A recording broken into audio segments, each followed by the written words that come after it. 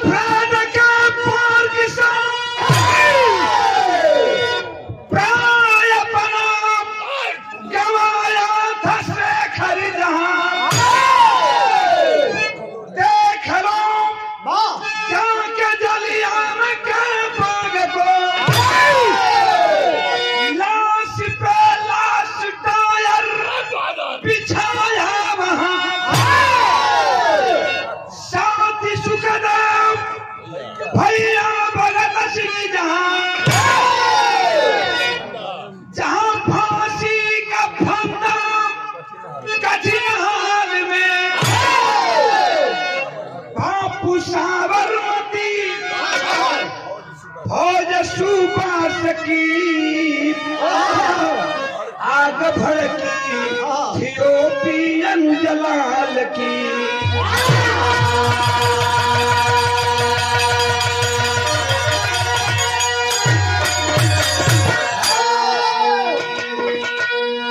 से बात पे शुरुआत हो गई यूट्यूबर वाला भाई। अब हम कुछ कल ना चाहिए ना तुम लोग बीच में तो हम बंद कर दे रहे जे भी आओ तला मटा देते। लेकिन भाई के पीछे बात कर देते हैं, बोल रहे भाव उस समय का जिस समय हमारा देश गुलाम था। गुलामी की जंजीरों में भारत मां जकड़ी हुई करा रही थी। देश एक दूसरे का अधीन था। देश के क्रांतिकारी नौजवान आगे आए। किसी ने आवाज दिया कि अंग्रेजों भारत छोड़ो, भारतवर्ष हमारा होगा। अंग्रेजों भारत छोड़ो, भारतवर्ष हमारा है। तो किसी ने आवाज दिया कि तुम खून दो, हम आजादी देंगे। तो किसी ने आवाज दिया जय जवान जय किसान। ऐसे ऐसे लोग थे हिंदुस्तान में। लेकिन वो क्रांतिकारी नौजवानों के नमन बा। और उस क्रांतिकारी नौजवानों के लिए मैं कहता हूँ, क्या कहता हूँ, पियोन पियोन का लाइन हो। फिल्म का नाम अर्पण है। एक लाइन तर्ज भका तर्ज के लाइन बा।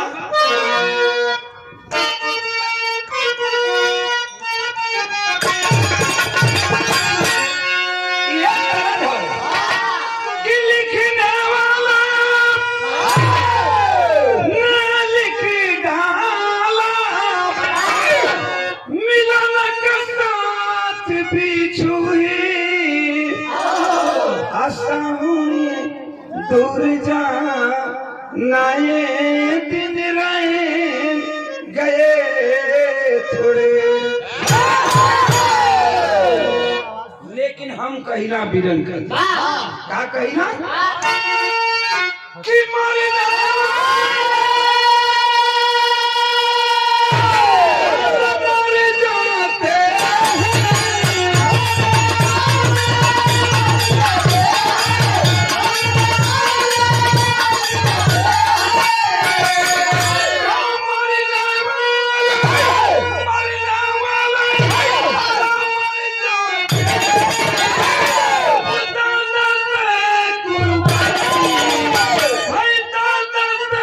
कुर्बानी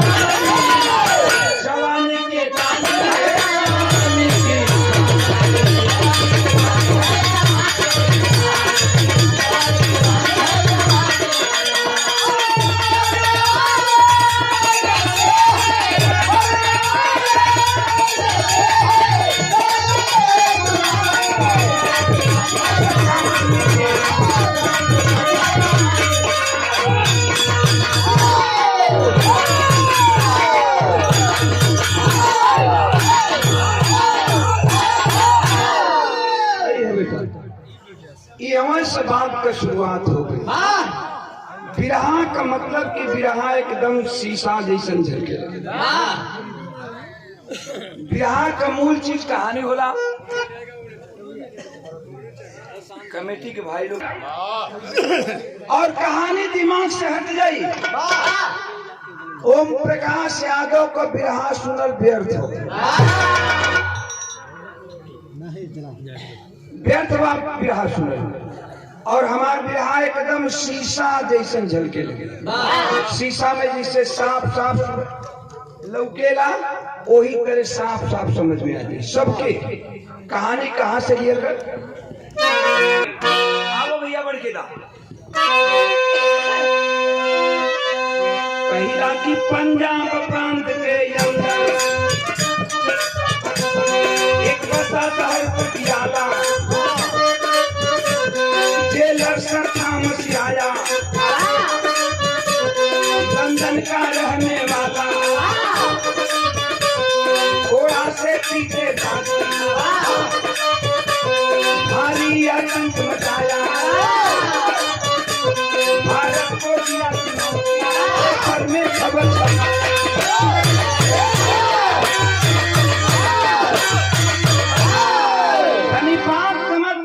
यही हिंदुस्तान में पंजाब शहर के अंदर वो पटियाला जगह हो, और पटियाला में एक लंदन से अंग्रेज आया जिसका नाम सर थॉमस बताया। सर थॉमस आ करके और हमारे हिंदुस्तान में पटियाला शहर में इतनी आतंक मचाया बाबू, इतना आतंक मचाया, हमारी माँ बहन को पकड़ता था, साला सरेआम इज्जत लूटता था, और नहीं तो माँ बहन की स्तनें कटवा लिया करता था। आ करके ऐलान कर दिया हिंदुस्तान के अंदर। कौन बतिया के ऐलान कैलन?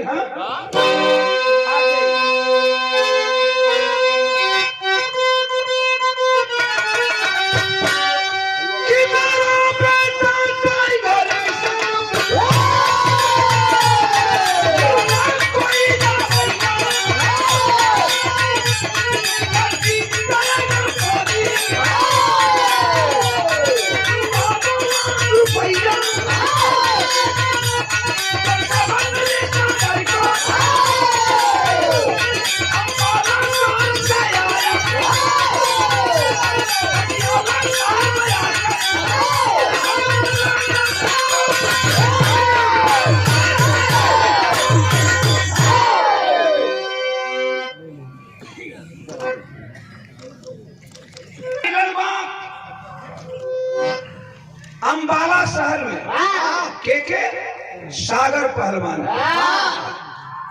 और जब सागर पहलवान को खबर मिली है कि एक लंदन से सर थॉमस आया है, पूरे हिंदुस्तान को चुनौती दे दिया कि उसका बेटा टाइगर है।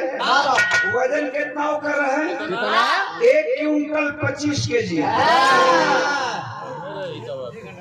मतलब सर थॉमस के लड़का टाइगर के वजन 1 क्विंटल 25 केजी। छोटा मोटा जल हाथी। अब जे सुने तो हंस जाए, भवर रह जाए। 1 क्विंटल 25 केजी वजन बा, साला शरीर पर गिर जाये तो दबैले रह जाये आदमी। पहलवान लोग का दहशत हो, पूरे इंडिया को, हिंदुस्तान को ऐलान कर दिया कि कोई माई का लाल है हिंदुस्तान में। उस जमाने में 2 लाख रुपए का इनाम रखा था। 2 लाख रुपया दूंगा अगर मेरे बेटा को कोई पटक देगा। खबर मिलल वही अंबाला शहर में सागर पहलवान के सवेरे के बेरा हो, लंगोटा गानी पर धैले जात हुवन। लोग बतौलन कि भैया का लड़त हुआ, लोग अब तो इज्जतिये चल गल इंडिया का, हिंदुस्तान का इज्जत चल गल। और सर थॉमस आकर के ऐलान कर दिया टाइगर से लड़ने के लिए। सोचे लगलन कि सरवा को वजन बा 1 क्विंटल 25 केजी, उनकर कहाँ वजन 85 केजी। सोचे कि सरवा लड़ी कि ना लड़ी, लेकिन हिंदुस्तान के इज्जत का हाल बात हुआ। घरे अलन वो दिन रोज जहाँ 400 दिया 500 करत रहन, 200 कई के घर वाला वजिए मेहरारू कलश की कैसन अब बड़ा जल्दी लौटिएला आजा खड़े से। कलन के हाँ रे अखाड़ा से दे जल्दी लौटे नहीं, ऐसे बात हो तो सारी बात बतौलन। मेहरारू कॉलेज की कौने दिन रात खातिर रियाज पानी करेला, कौने दिन रात खातिर हम तो बादाम दूध पियाईला। जब हिंदुस्तान का इज्जतिये का सवाल बा और हिंदुस्तान का इज्जतिये न रही तो पहलवानी तो रही के का करे। एक तो मेहरारू से भी ताना मिल गई। सागर पहलवान चल दिए। जिस दिन तय था डेट, अंबाला से चल दिया पटियाला को। आप लोगों के जैसे बिरहा सुने के भीड़ लगल बा, यही तरह भीड़ लगल बा और कोई तैयार ना हो। 1 क्विंटल 25 केजी का टाइगर अपने अखाड़ा पर झूमत बा। हम पहलवान नहीं गवैया, हम पहलवान ना गवैया। कहाँ तक मुड़ले थे घूमत हो। सागर पहलवान वही पब्लिक में बैठल हूँ।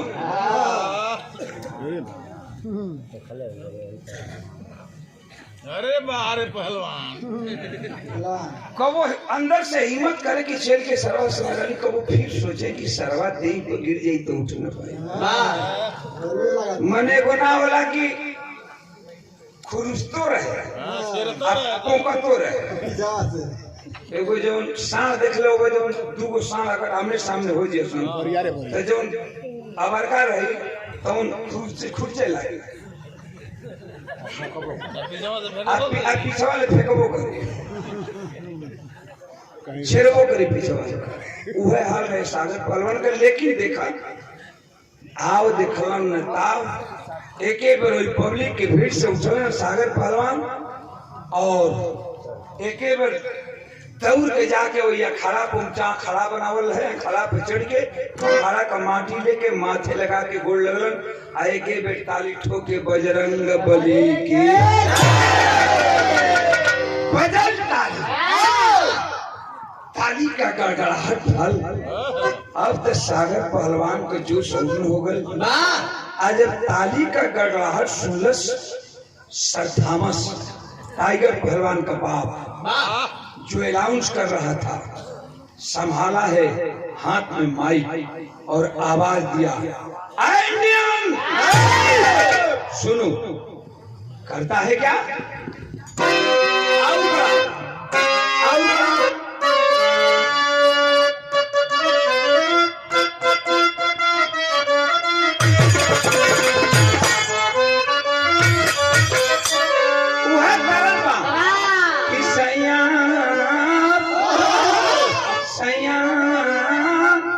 ढूंढी मुदल रहली पियरी माटी से। करा दे एकदम। अच्छा तो छोड़ देते हैं। धुन से सुंदर बाटे हमारे बिरहा, हमारे धुन से सुंदर बा बिरहा। तन बिरहा का लाइन तो माइक संभाला है और क्या बोला है? हेलो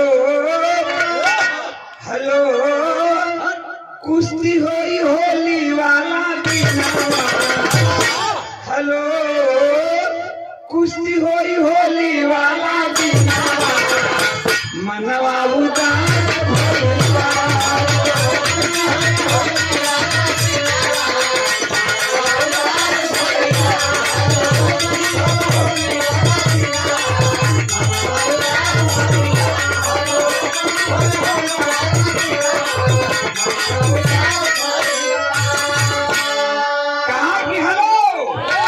कुश्ती होगी, सागर पहलवान के और टाइगर की कुश्ती होगी। लेकिन ऐ इंडियन, ऐ हिंदुस्तानियों, ये कुश्ती आज नहीं होगी। भाई की कहिया हुई भाई? तो हो कहा कि होली के दिन होगा। अब तो जितने हिंदुस्तानी थे थोड़ा मायूस हो गए। इसलिए मायूस हो गए कि हिंदुओं का पर्व है साल भर का होली, बहुत मशहूर पर्व है। साला होली के रोज ये कुश्ती रख दिया। लेकिन करेंगे क्या? ऐलान तो कर दिया, सभी लोग अपने अपने घर जाने लगे। टाइगर पहलवान की कलाई को पकड़ा, ले करके पहुंचा अपने ऑफिस में। टेबल पर टेबल के सामने बीच में टेबल है, सामने सागर पहलवान है, इधर से सर थॉमस अंग्रेज है। कहा कि ये सागर, कान खोलकर सुनो मैं क्या कह रहा हूँ। क्या बोला कि सागर धमका के, जेलर धमका के बोला सागर से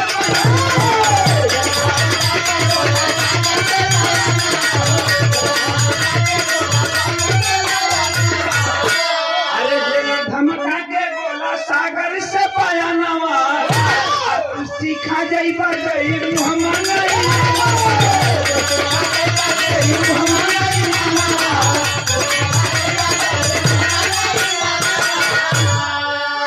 तो होई बगोली के निशानवा मनवा उदास भइल बा।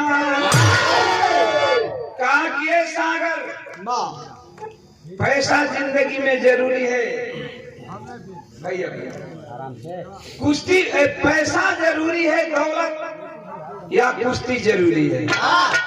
अगर तुम टाइगर को पटक दोगे तो मात्र तुम्हें 2 लाख रुपए का इनाम मिलेगा। अगर कुश्ती खा जाओगे, टाइगर से पटका जाओगे तो दौलत जितना कहोगे, मुंह मांगा दौलत देने के लिए सर थॉमस अंग्रेज तैयार है। सामने रिवाल्वर रख दिया, रिवाल्वर में 6 गोली।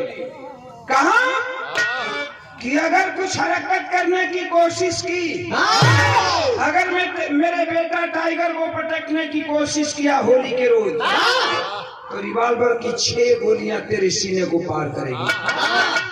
सोच लो तेरी भलाई किसमें है। कह करके धमका कर छोड़ दिया। सागर पहलवान धीरे से चलन घर की ओर, अंबाला शहर की ओर चल कहा कि विचार कर लो। अंबाला शहर के लिए चल दिया सागर पहलवान। मनवा उदास बा, चेहरा गिरल बा, धूमिल बा। इहो परिचय बता दी कि सागर पहलवान के घर में के बा। सागर पहलवान का मेहरारू औरत बीवी, जिसका नाम बताया गया सावित्री, और एक जवान बेटी है जिस बेटी का नाम पत्रिका में बताया गया प्रतिमा। यही 3 सदस्य हैं। चेहरा उदास बा। अंबाला शहर इलन में घर पे जब पहुंचलन कुछ दूरे बढ़न, पत्नी सावित्री को और बिटिया प्रतिमा के नजर पड़ल हो।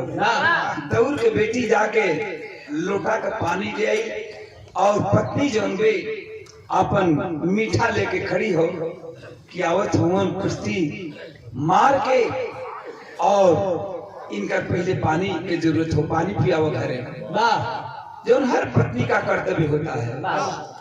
अइलन चेहरा उदास देखलस पत्नी बेटी, कलश की कैसन उदास हुआ, का पटका के इलाका काहे चेहरा उदास हुआ। मुड़ी झुकौले हो, नजर झुकल हो, कलन की देख न पटकली न पटकेली, लेकिन सोचत है कि पटका जाए। अरे हाथ का जो मीठा ले मेहरारू, मीठा का प्लेट छूट गई धरती पर, लड़की के हाथ से लोटा का पानी छूट गया। कलश की का भाई सारी बात बतौलन की देख मुंह मंगा पैसा देवे का तैयार बा, हम अगर कुश्ती खा जाए, और हम सोचे थे कि कुश्ती खा जाए।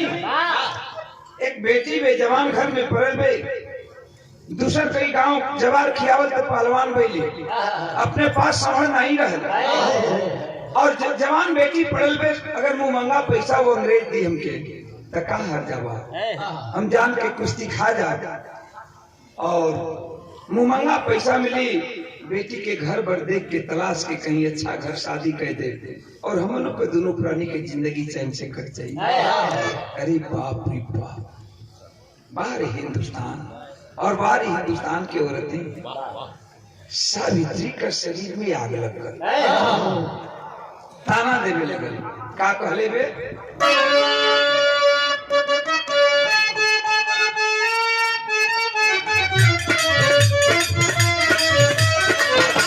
यह चलन बा, कौन मेहनत हो जाए कह दिया।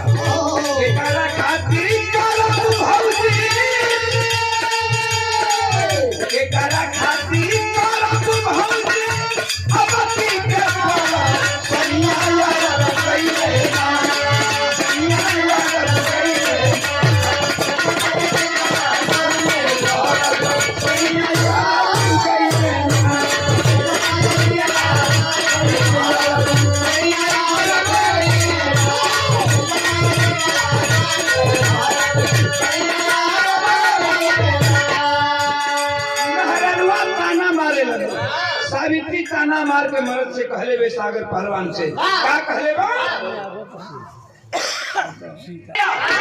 इतना बात मिलल मेहरारू ताना मार के कहले बे का करता कि के करा खातिर करम सैया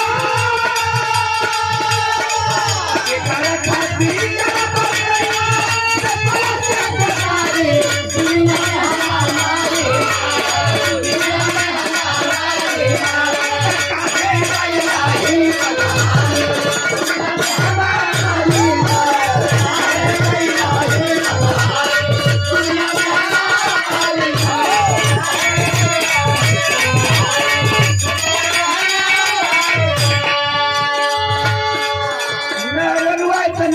जवान बेटी प्रतिमा जब हाथ में बाबू का पानी पिए के लोटा का पानी ले रहा है लोटा का पानी गिर गल बा आँख से आंसू चलत बा बाबू के लगवा आके खात कहले बे कि बाबू के करा खात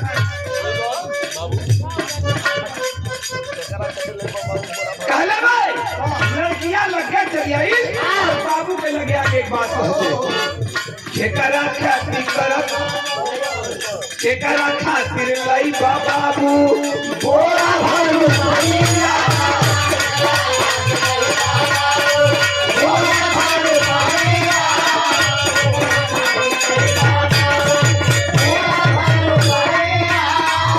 कहते कि बाबू के करा खातिर लाई बाबू बोरा भर रुपया बापू के कमैया से ना बापू के कमैया से ना गौरव हम सदैया बापू के कमैया से ना गौरव हम सदैया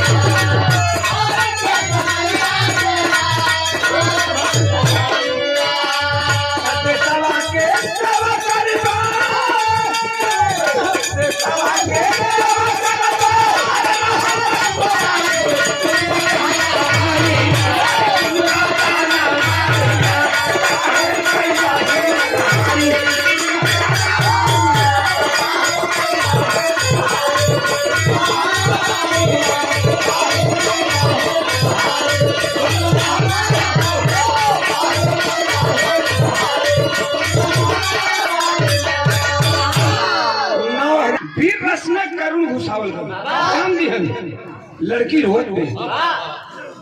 लड़की रोड पे कलश के बाबू दुनिया के सामने कैसे नजर उठी तो और ये सोचत हुआ कि वो पाप के कमाई से अंग्रेज तो के पैसा दे दी तू कुश्ती खा जाइबा जान के आ कुश्ती जान के खा जाइबा अंग्रेज पैसा दे दी और अंग्रेज पैसा दे दी तो ले आके तो हमारे बड़ी निमन घर में ब्याह कर देबा ये सोचत हुआ ना तो धिक्कार हो ओनी दौलत धिक्कार व पैसा क्या जिंदगी भरी बेटी तहर प्रतिमा कुंवारी रह जाई कहीं नदी तालाब कुआं में जाके जान दे दी लेकिन वो पाप के कमाई से हम शादी नहीं करब कुआं रह के जिंदगी भर सेवा करब देश का लेकिन कभी शादी नहीं कर सकते। बेटी भी प्रतिज्ञा कर लेती है मेहरारू और ताना मरते हो। धीरे धीरे एक दिन बीतल 2 दिन बीतल भैया भैया 4 दिन बीतल आज वो दिन आ गया जैया होली का दिन बात मिलल नहीं सही सच्चाई बताओ थे पैर हमार एयर फ्रैक्चर गया में प्रोग्राम रहा 4-5 दिन पहले और एक तरह मंच बनावल स्टेज पर चढ़तली 2 सीढ़ी उतरली स्टेज से उतरत रहली 2 सीढ़ी उतरली आ 3रा सीढ़ी हम जल्दी की सही हो लात धैली सीढ़ी टूट गई और वही गिर गई कहा कि पैर बच गई खाली पंजा फ्रैक्चर हुई और कहियो आराम नहीं के मिलत रात का खड़ा होके भी पड़ता डॉक्टर आराम कहता अब खड़ा होता नहीं गोड़ में सवेरे सूजन हो जाता पूरा। अरे आराम तेरा ही ले होई भैया तेरा ही ले चल भाई का करबा प्यार होई आप लोगन के प्यार बा दुलार बा और खींच के ले आवत हो, रोज गवावत हो, 15-15 दिन 20-20 दिन गावत हो आदमी। तो ई दुलार प्यार बा तेरा ही तो होना ही बा, आज न हो कल हो, तेरा ही तो होना भी बा। ओम प्रकाश को नंबर होकर थोड़े आई बड़े यू मुंह खाते और तुम ससुर जाना चला कि हम जी जाए तुम होबे करवा यही तक ना रहा। अच्छा एगो करियवन के देख लिया जे तना है ना कलर के हूँ, बुरा मत मनिया लोग जे हुई लेकिन जे तना एकरा कलर के हूँ मेहरारू का भरमा ओ हनी के मेहरारू खूब सुगर गोरगार मिल जाए 95% मेरावर जितना करिए वाले सोनी के मेहरारू गोरगार मिल आज जितना हमनी में नजदीक तो सुगर सागर नौकर मेहरारू बख्शोद मिल जाए। अरे भैया ये करम कमाई हो करम कमाई के लिए पड़ेगा। अच्छा खैर छोड़ दा, हम एने ओने नहीं जाई चाहत, हम कने पर रहल चाहते लेकिन ई माने लना एगो बात निकाल तनी बात समझ ला। रोम रोम में जगी जवानी, लेकिन आज वो दिन आ गई होली वाला दिन और आज कुश्ती है सागर पहलवान और टाइगर का। घर से लंगोटा जंगिया लेके कानी पर धैलन है, मेहरारू आरती लेके थरिया खड़ा हो गई दरवाजा पर। एक तरफ पे बेटी खड़ी हो जवान प्रतिमा, मेहरारू आरती उतारत है, कलश की सैया देश झुके न पावे।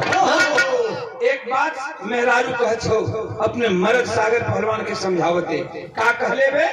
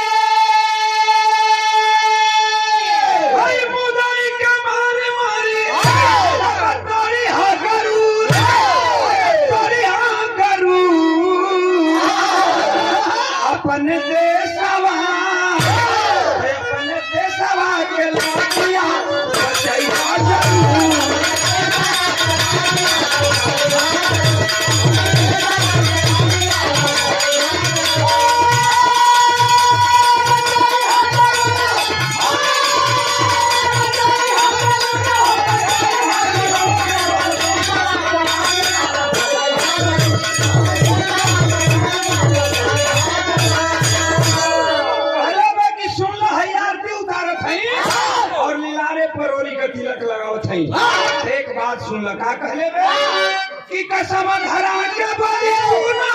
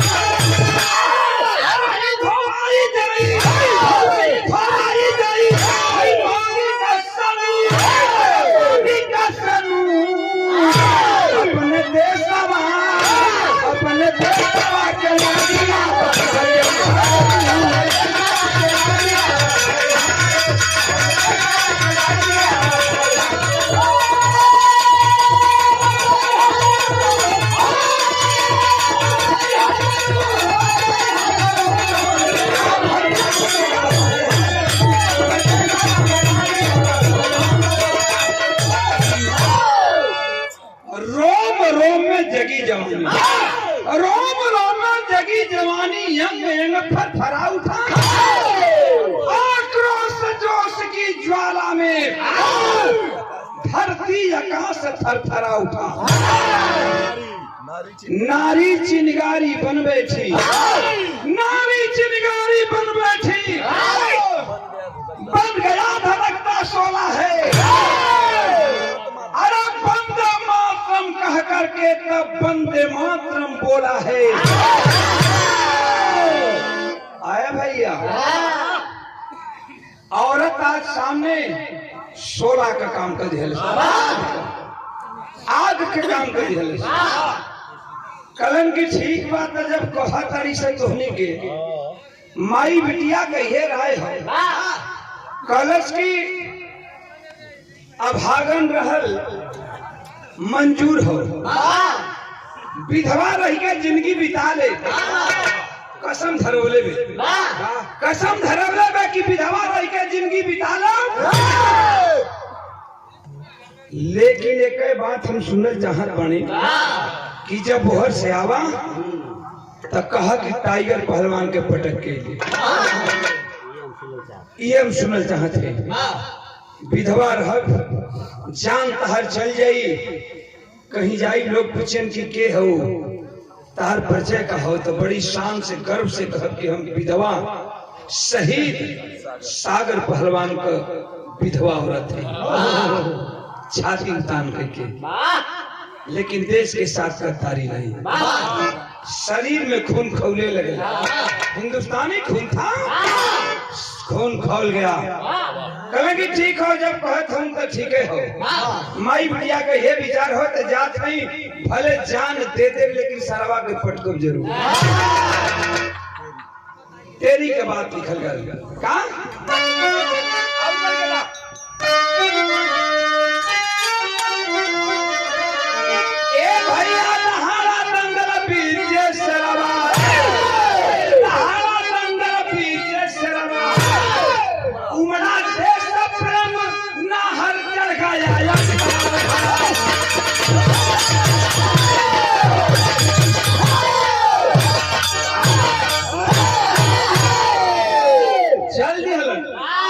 मेहरारू आगे खड़ा होगा कलश के जिंदगी में कुछ मंगली ना तनी हेलो के तनी माना कह देते कलश कलश मेहरारू की जिंदगी में कुछ मंगली ना है तेरा फैला के आज मांगे थे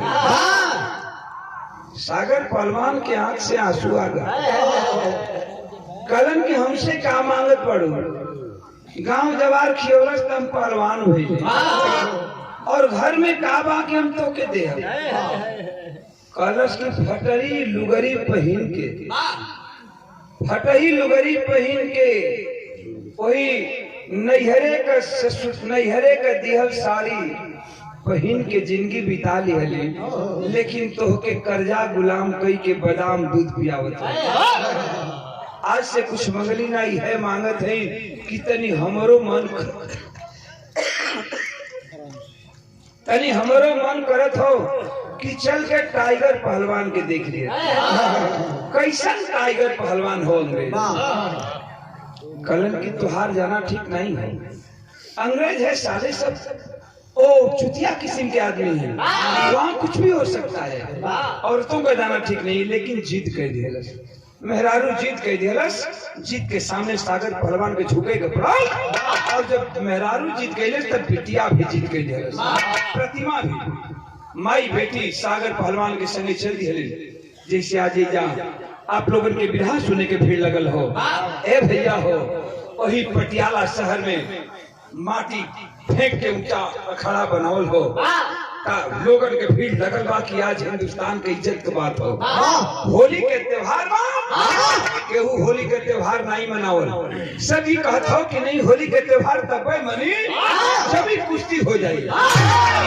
भैया माई और बेटी को लेकर सागर पहलवान अपनी बीवी और बेटी को लेकर के पहुंचा है लोगन में जाके बैठल है जब 1 क्विंटल 25 केजी वजन लेके वही अखाड़े पे चढ़ल बा लंगोटा जंगिया कस के टाइगर पहलवान ताली के गड़गड़ाहट फल लेकिन सागर पहलवान धीरे से उठलन मेहरारू लेकी एक कोने में बैठल छोड़ के कानी पर लंगोटा जंगिया लेके अखाड़े पर धीरे से गईलन वही माटी का लेके अखाड़ा का माटी लेके लिलारे लगौलन और एक बेर जाय के बजरंग बली की हाथ में रोलन अखाड़ा के एक कोना पर टाइगर पहलवान अपन 1 क्विंटल 25 केजी का वजन लेके गैड़ा ने हिलत ओकरा साला हिलले में पसीना से तरतर हो गई अरे पहलवान का मतलब होला पहलवान का रान उल्टल हो गए अमरपति, छाती चौड़ा, बाजू उल्टल। हाँ, ई पहलवान के निशानी है। और उ सरवा गाना में थल थल एहर पेट निकलल, एहर पेट निकलल, थल थल करत हो। ई जवान जब कपड़ा खोल के वही 4 बेर देह एने ओने झूरलस, लंगोटा दनिया कष्टन ते साला गुब्बारा नहीं भूले लगे। नतीजा निकला कवि जी शीशा नियम शरीर चमकत हो इंडियन पहलवान सागर के, लेकिन प्रण कही हलन का कही हलन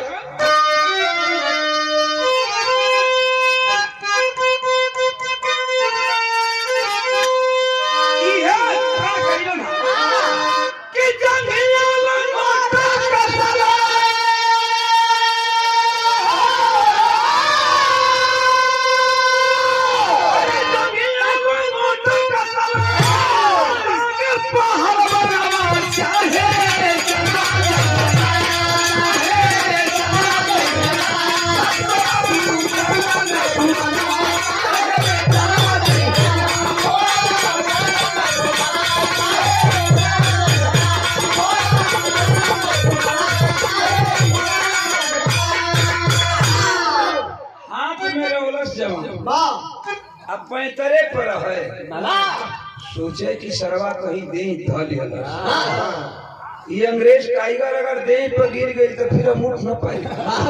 इन्हें हाथ में रोते अब पैतरे पर दूरे से हाथ में रोलन, अब वो के अंदाजे लगल हाथ में रखे, सोचलन कि तुम देखी आखिर एक अंदर ताकत कितना हो। दाहिना हाथा मरा के अब पाया हाथवा से छींटी मरला। कभी भी लिखा गाना ना खड़ा हो जा, खड़ा हो जा।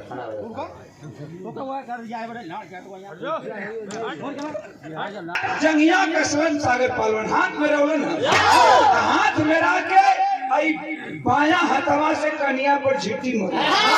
अंदर की केतना में हो, नतीजा निकल का कि कि जंगिया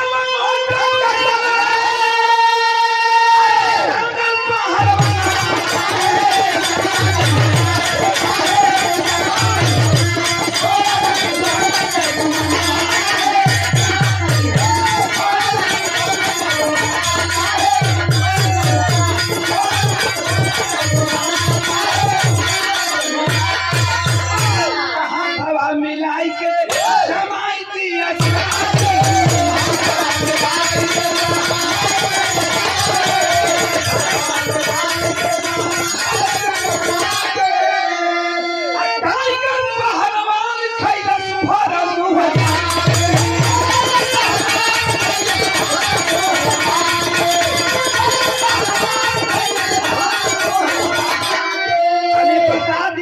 समझ में आ जाएगी। दाहिना हाथवा में रह के सागर पहलवान, बाया हाथवा से कनिया पर ओकरा झीटी मरल। अभी तो अंधजलन की का हाल हो रही। आज जब झीटी मरलन तो चट दे भर मुया खड़ा में माटी ले। आज जब माटी ले ले तब तो सागर पहलवान बुझ गेलन के एकरा में कितना ताकत है। चटे दे बैठलन, अब बैठ के यही तरह धैलन अब कैलन का मार मारी धोनिया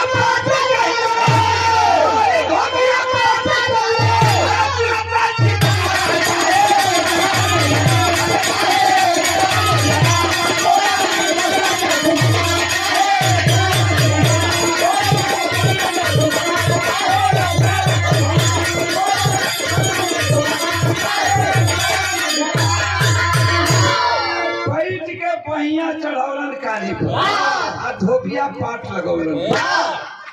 धोबिया पाठ उठा के बजरंग बली की साफा एक बेर चीत, टाइगर पहलवान के चित के छाती पर बैठ गए। लगल धीरे धीरे दबावे, जब दबावे तब मुंह से करे। हर हिंदुस्तान का लोग इतनी उतावला हो गए, ताली का गड़गड़ाहट मचा और जितनी पब्लिक थी दंगल देखने वाली पब्लिक में इतना उत्साह भर कि सब एक बार भौंक दे खड़ा हो गए। दौड़ पड़ल सब अखाड़ा की ओर, जाके सागर पहलवान के लोग टांग दिहल। सागर पहलवान दे झरलन है, अखाड़ा से निकलत हुआ। ओ समय कवि जी भाव दिलन, का दिलन मास्टर?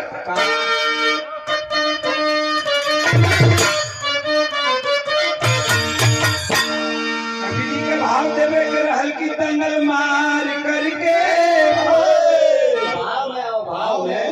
अब कौन भाव?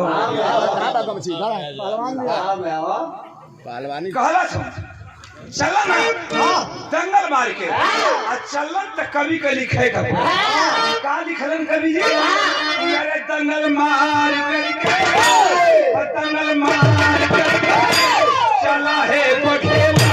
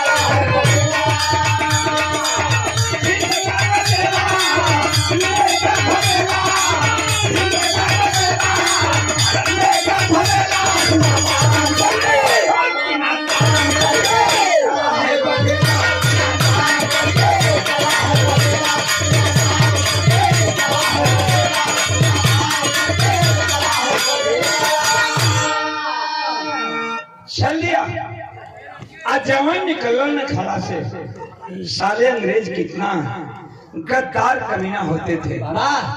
बाबू पटियाला शहर में चारों तरफ से सर थॉमस जेलर घेरवा लिया और इतनी गोली चलवाया, इतनी गोली चलवाया जिस तरह से 13 अप्रैल सन 1919 को जनरल डायर ओड्वायर जालियानवाले बाग में गोली चलवाया था, उसी तरह से सर थॉमस गोली चलवाया, हजारों हजार लोग मारे गए। इतिहास गवाह है, हजारों हजार मारे गए। उसी में सागर पहलवान भी मारा गया, अंग्रेजों का गोली का शिकार हो गया। इतना ही नहीं, सागर पहलवान की पत्नी सावित्री वो भी मारी गई, गोली की शिकार बन गई।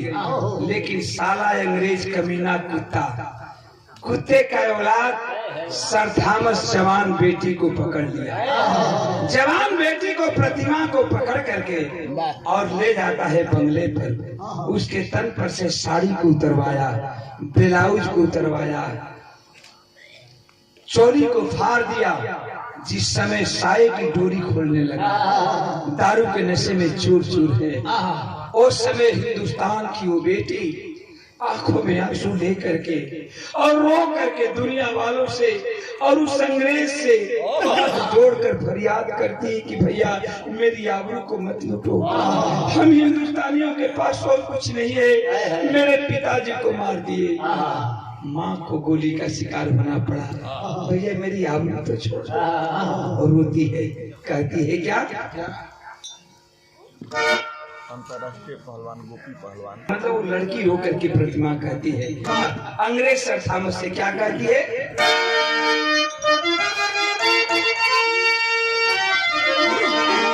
माई बाबू के हम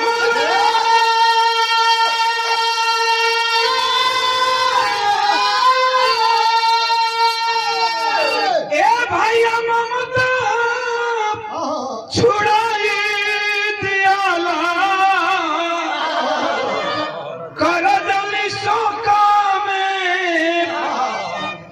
सती आए बाबू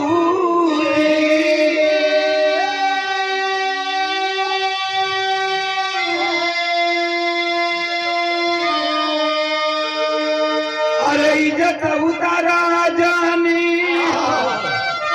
इज्जत उतारा जानी, ऐसे नुरा उधारा देदा।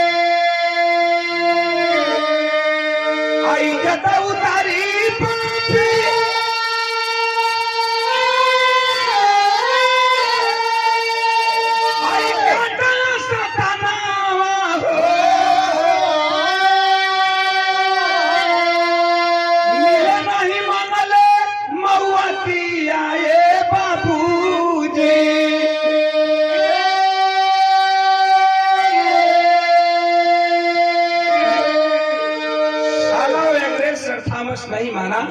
रोती रह गई लड़की, नौजवान बेटी, हिंदुस्तान की लड़की, लेकिन नहीं माना। इज्जत तो लूट लिया, इज्जत लूट करके और दोनों स्तन को भी काट लिया। बौखला जाती है, खून से लथपथ हो लड़की प्रतिमा, सोचती है कि चल करके कहीं आत्महत्या कर ले। अब दुनिया में मेरा कौन है? माँ थी मर गई, पिताजी मर गए, अब कुछ नाम मात्र है, मेरी आबरू बच गई थी, वो भी नहीं है इस दुनिया में, तो मैं जी करके क्या करूंगी? लेकिन फिर सोचती है कि नहीं, विकल्प इसका मरना नहीं है। अगर मैं मर जाऊंगी तो क्या होगा? घायल नागन फुटकार उठी, घायल नागन फुटकार उठी, अपमान का कर्ज चुकाऊंगी। सुन लो गोरी चमड़ी वाली, तरसोगे जश्न मनाऊंगी। कहती है कि धिक्कार है तुम्हें, और कान खोलकर सुन ले सर थॉमस, मैं तो जा रही हूँ, लेकिन आज मैं रो रही हूँ, तू जश्न मना रहा। एक वक्त आएगा कि तुम रोओगे और मैं जश्न मनाऊंगा। जाके भैया भगत सिंह से मुलाकात भई हो, भैया भगत सिंह से भेंट गई रे। भैया भगत सिंह का सारी कथा सुनौलस। भैया भगत सिंह देखलन है बहिन मान का, बहिनी के दावा दारू करौलन है, और दावा दारू करा के बहिन को तालीम करने लगे। तीर चलाना सिखलाए, बंदूक चलाना सिखलाए, बम का गोला फेंकने के लिए ट्रेनिंग दिए। जब अच्छा निशानेबाज निकल गई, तब एक दिन भैया भगत सिंह कहले कि एक काम करे बहिनी। कलश की भैया कौन काम? कहले कि तनी आज तनी सज धज जैते, तनी चिहुकल। कलश की रोज बहिनी बहिनी करत रहो, आज कहत हो कि सज धज जैतो, बात का हो? कलश की भैया कैसन बात करत हो? कहले कि ठीक कहत हो, तनी सज धज के आज तैयार होकर और शौक श्रृंगार कहला, और अब टाइम आ गई जब कि तू बदला अपन ले सकत। बहनिया बड़ी खुश हुई, 16 श्रृंगार 32 भरण कैलस। 16 श्रृंगार में सिंदूर भी आवेला, एक सिंदूर मान ल थोड़ा बनावटी कैलस लो समय खा। कवि जी का भाव देवे कर 16 श्रृंगार 32 भरण कई के तैयार हुए। भैया भगत सिंह स्तन नहीं था दोनों, कलन की चोली निकाला, हटावा है चोली, स्तन के जगह पर दूठे बम दिहलन। कलन की दोनों बम अपने स्तन के जगह पर धैला और चोली से कसला।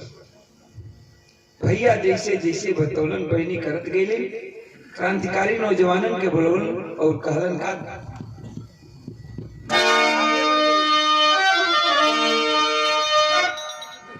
ताकू है दर्द बाबा।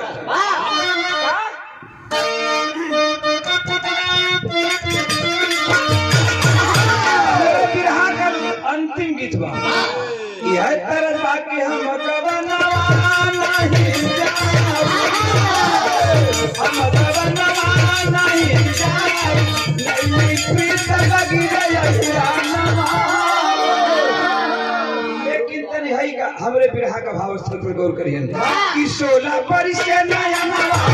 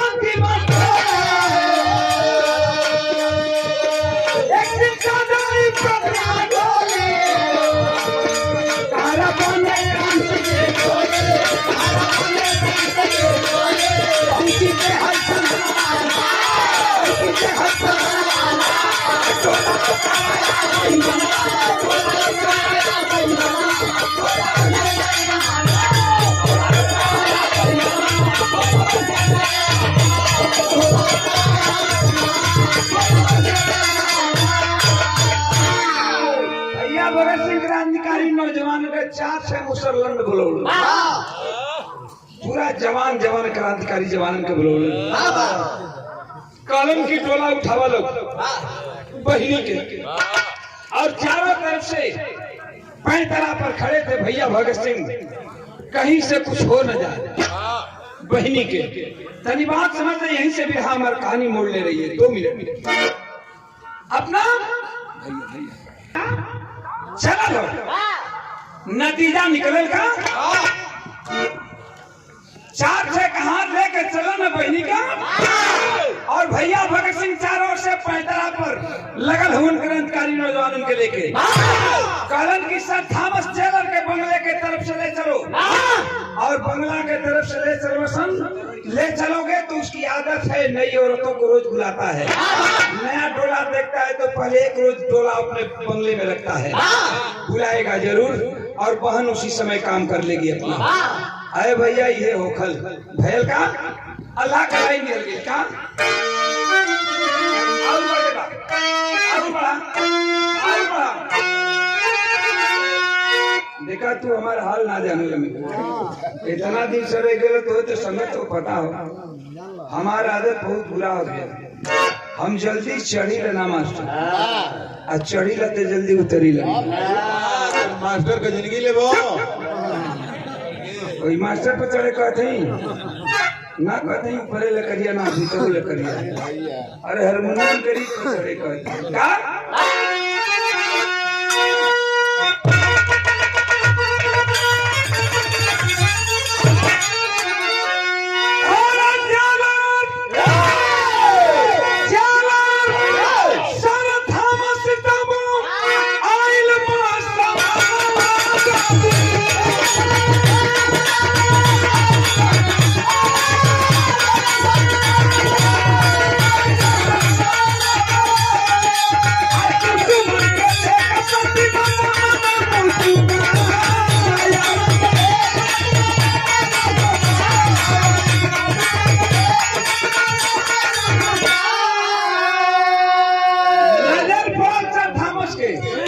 अपने अंग्रेजी पुलिस से कहता है कि कौन भाई बुलबुल के डोला जा रहा है, बुलाओ पकड़ करके लाओ। परकल हवे कहीं कह जाला कि हरकल मान जाला, परकल नहीं माने। अरे भैया 4 अंग्रेजी पुलिस ग्रेजुएशन जाके पकड़ के ले इलेक्शन उतर चाहते रहे। प्रतिमा भैया भगत सिंह अगल बगल से एकदम पैतरे पर हरबा हथियार लेके क्रांतिकारी नौजवान के लेके हूँ गई, और डोला से भरे भुगतन ले पर्दा में होके निकलल वे घर में बंगला में जेलर सर थॉमस में। चारों क्रांतिकारी नौजवान डोला रख के भरे निकल गए, और जब घूंघट लटकोले गई वे तो साला दारू पिए थे। अंग्रेजवा बड़ी दारू का प्रेमी रहे, दारू पिए तो पहले से नशा में रहबो कई लेकर पे रहूले सब नशा में गइले दौड़ के जाके वही प्रतिमा के पकड़ल चाहत हो। प्रतिमा घूंघट में बेतनी हट गई, कलश के रे सरकार हम तो आपे खाती आई बनी, आपके लिए आई हूँ। पहले शराब का मजा लिया जाए, इसके बाद शराब का मजा लिया जाए। 2-4 पैग उड़ेल के पिया दिया, अब तक लाल पियर लोग। और ना बतौली कि दारू पियल खराब ना, एकर मात्रा खराब हो जाला। अब अगर लाल पियर लोग के लगल चेहरा जो बदल गई। अब देखे तो कि साला एगो प्रतिमा 4-4 गो प्रतिमा लोगत है। ई देखो 4-4 गो प्रतिमा लोगत है। अब तो है तेरे आज दीवार वाले के प्रतिमा पहुंचल है तो आई के लगवा और मरल सीख तो नशा चटकल और निकल हुए चोली से निकाल के कलश की पहचानते हो, घूंघट हटा दिया। कलश कह रहे कमीना कुत्ते का औलाद, तुम पहचानते हो मैं कौन हूँ? नतीजा निकल का कि अरे पी क्या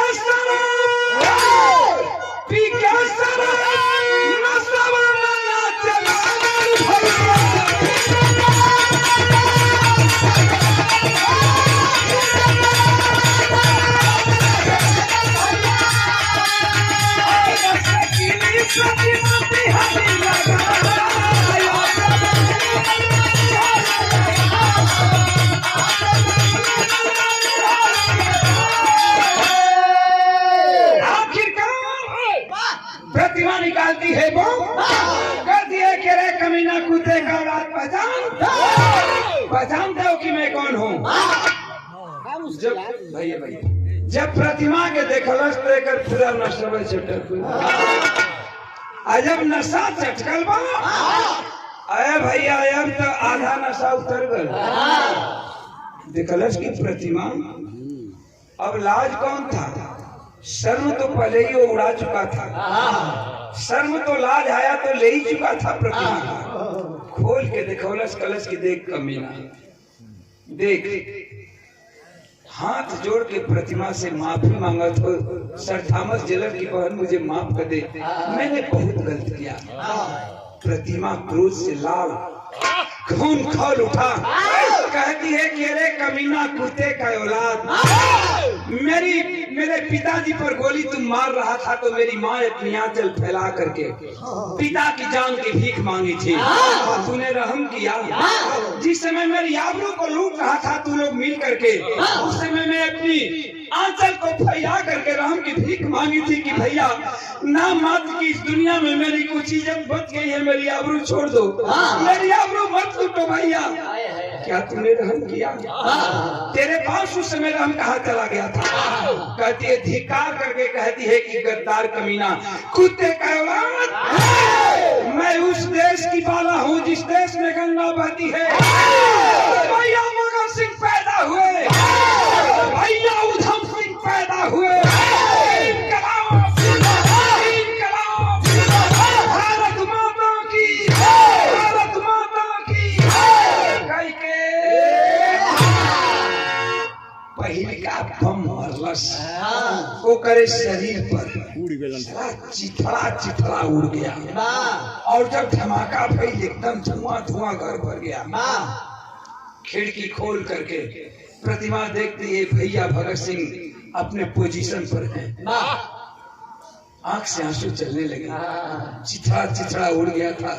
सोचती है कि कमीना कुत्ता का औलाद इस दुनिया से चला गया, मेरी प्रतिज्ञा पूरी हो गई। अंग्रेज बौखला गए, जितने बाहर पर संतरी पर पहरे पर थे सोच गए कह रहे साला ये क्या कैसी आवाज, कैसा बम का आवाज, ये धुआं धुआं घर हो गया, इसका मतलब कोई खतरा, डेंजर डेंजर। चारों तरफ से घेर लिए, खिड़की खोल करके और भैया भगत सिंह को देखती है। भैया भगत सिंह कहते हैं कि शाबाश शाबाश, निकल जा बाहर, निकल, तेरी प्रतिज्ञा पूरी हो गई है, तुम्हें कोई खतरा नहीं है, बाहर से हम लोग संभाले हैं। कहते हैं नहीं भैया अब मुझे बुलाओ, मुझे बुलाओ मत भैया, अब मेरी प्रतिज्ञा पूरी हो गई। सलाम करती है, कहती है कि भैया ये वतन मैं तुम्हारे हवाले करके जाती हूँ और मैं जानती हूँ कि मैं अगर जिंदा भी बच जाऊंगी, कभी अंग्रेजों के हाथ लगूंगी तो साले ये कुत्ते जैसे नोच डाले। तो मेरा इस दुनिया में कौन है भैया? इस दुनिया में कौन है? मेरी माँ थी, शहीद हो गई देश के लिए, मेरे पिताजी देश के लिए शहीद हो गए भैया। इस दुनिया में मेरा कोई नहीं है, अब केवल तुम्ही को देखकर तो जी रही थी भैया। अब मुझे बुला मत भैया, बुलाओ मत। सलूट ठोकती है, कहती है कि भैया ये देश, ये वतन मैं तुम्हारे हवाले करके जा रही हूँ और ख्याल करना तुझे देश की जरूरत है, तुझे देश की जरूरत है, तुम्हारे जैसे जवानों की देश की जरूरत है। और दूसरा बम जो था बाबू अपने सीने से लगाई थी स्तन के जगह पर, दूसरा बम उठाती है और करती है क्या वो प्रतिमा उसी घर में। मेरे बिहार का अंतिम लाइन हो,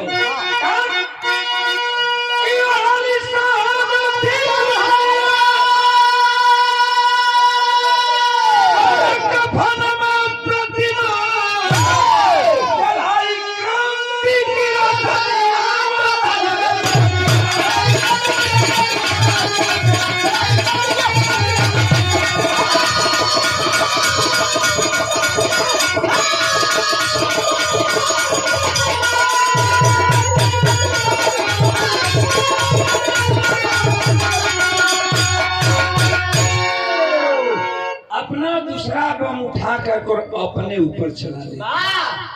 प्रतिमा चिथड़ा चिथड़ा उड़ जाती है, लेकिन कवि को गाना के अंतिम लाइन में भाव देना पड़ा। क्या? राजगुरु शेखर सुभाष जी, भगत सिंह भोला, आजादी के आंधी में कूद गए महात्मा का। छुटली 47 गोरवन के बंधन से प्रतिमा जलाई क्रांति की रोशनियां वतन में।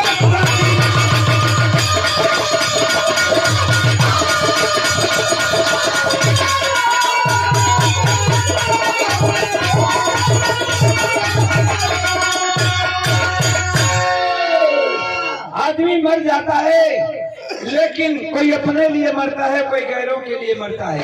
जो गैरों के लिए मरता है उसी का नाम इतिहास के पन्नों में स्वर्ण के अक्षरों में लिखा जाता है। आज प्रतिमा सागर और सावित्री इस दुनिया में नहीं है, लेकिन इतिहास के पन्नों में स्वर्ण के अक्षरों में नाम लिखा गया है। गाना के अंतिम प्रमाण हो।